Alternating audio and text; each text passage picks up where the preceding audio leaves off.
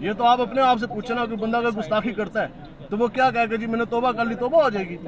ہاں کوئی بندہ غداری کرتا ہے فوج کے اندر، یا کوئی بندہ ایٹم بم آ کے ملک پاکستان میں مار دیتا ہے، پکڑا جائے. اب تو اس کو پتا ہے کہ حضور کے غلام جا کے یہ سارے لاہور کے حضور کے غلام آ نہیں گئے. آپ دیکھیں کتنی عوام ہے، اب تو اس کو پتا ہے کہ یہ سارے لوگ آ گئے. اگر تو کوئی ایسی بات تھی تو 4 دن گزرے، یہ تو اس کو پتہ لگ گیا. بھائی میں آپ کو صرف اتنی بات بتا دوں کہ یہ ہو ہی نہیں سکتا. کسی بندے کا اندر صاف ہو، وہ کٹ سکتا ہے، وہ مر سکتا ہے، اس کی زبان کے اوپر قانونی ناموس سے رسالت کے خلاف کوئی بات نہیں حاصل. یہ تو اندر کا گند ہے جو اس کا باہر نکل آیا.